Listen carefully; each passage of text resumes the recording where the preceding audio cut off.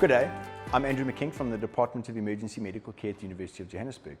This video showcases the aimed-at-itch mnemonic and shows how this can be used to monitor and structure interventions and the responses that a patient may have to them. The first letter of the aimed-at-itch mnemonic is A, which is to assess the system that one most expects to be the cause of the patient's problem. In this scenario, the patient is unconscious, and we will start with hypoxia as the most probable cause for their decreased level of consciousness.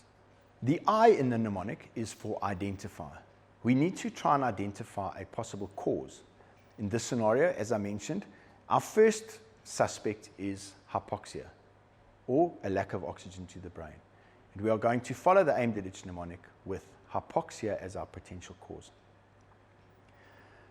We are going to put a SATS probe on the patient and look at the reading. In this scenario, the SATS probe returns a reading of 90%, which would tell us that there's some form of hypoxemia and probably hypoxia of the brain. The M is for make sure. We have a SATS probe. We could look at other things, for example, the color of the patient's skin, whether the patient is blue or not, whether the patient is breathing, and these can be used interchangeably. The E is for evaluate. We need to evaluate the options that are available for us to manage this patient's hypoxemia and hypoxia. We can use a number of different things. In this patient who is not breathing, certain things like a partial rebreather mask, a nasal cannula, a Venturi mask would not be appropriate. After an evaluation, we then need to decide on the best option, which for us would be a bag valve mask. And the A of the AT is to make sure that we have the appropriate equipment. And the T is to take time to prepare. Very often these happen at the same time. Fortunately, in this scenario, we have a bag valve mask, which already has a face mask attached. It already has a reservoir bag, and it is attached to oxygen. So we have our equipment, and it is prepared. The final component is the ITCHEDD component. The I is for the intervention. So we are now going to perform bag valve mask ventilation on this patient. The mnemonic does not take into account that things can be performed incorrectly. The assumption is that it would be performed correctly. So I will now start bagging the patient. The T component is time to work.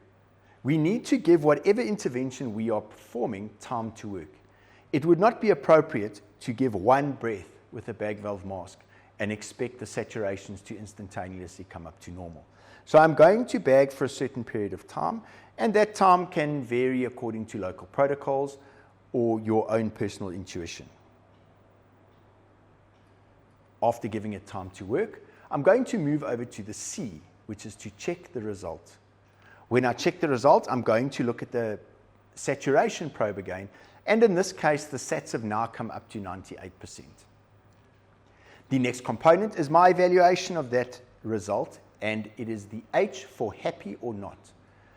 In this scenario, I am happy that the intervention that I have performed, which is the bag valve mask, has brought the saturations up. In other words, I have oxygenated the patient. The problem is the patient's level of consciousness has not come up. So I am happy with the oxygenation component, but I'm not happy with the actual patient themselves. So I have no need to really move on to the next E, which is explore other options, because this option is working. I also don't need to go to the next D, which is decide on the next best thing, because the first thing is the best thing. It is the final D that becomes very important. The D for don't forget to rule out other causes. Having resolved the hypoxia, it is safe to say that this patient's decreased level of consciousness does not have its only cause with hypoxia. In this scenario, the next thing I would consider is hypoglycemia or low blood sugar. I would get someone to carry on bagging the patient while I move on to solving the next problem. Again, we are going to assess the system, which would involve taking a blood sample.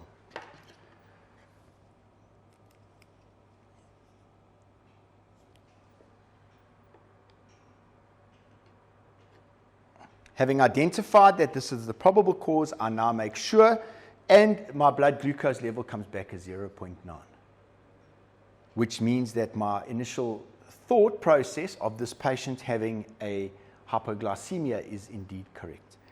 I would need to evaluate all the different options available to me. In this patient lying supine with a decreased level of consciousness, oral dextrose would not be appropriate.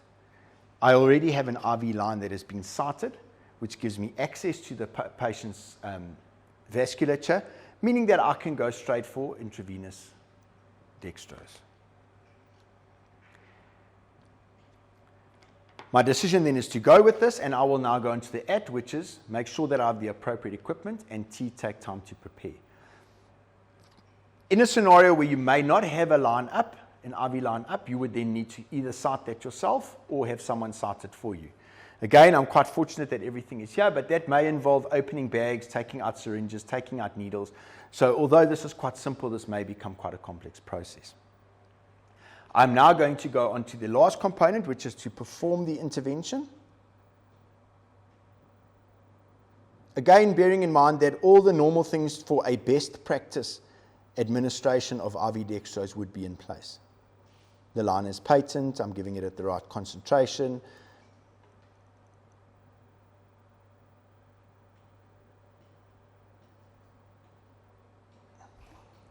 In exactly the same way as with the hypoxia, we need to give this time to work. We need to give it time to be able to move through the body, which means that it would again be inappropriate to immediately take a hemoglucose test. We will give it a little bit of time, again depending on local protocols and your own intuition. That could be from a few seconds to a couple of minutes. Having given it appropriate time, I want to now, because I've given it time to work, I want to now check the result. I'm going to take another blood glucose, and the result comes back as 2.5. Am I happy? Yes, I'm happy that it has lifted the blood sugar. However, it is not sufficient. It should be more or less more than 4, which means that there are now two things open to me. Am I happy? Yes, I am happy that the dextrose has worked, but I'm not happy with the effect it's had on the patient because the patient is still unconscious.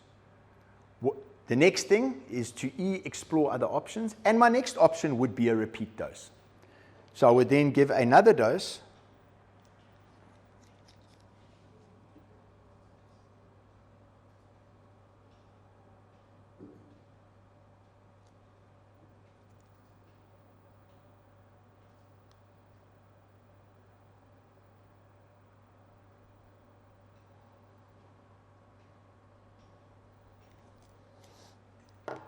And the same process. Give it time to work. And now I would check the result.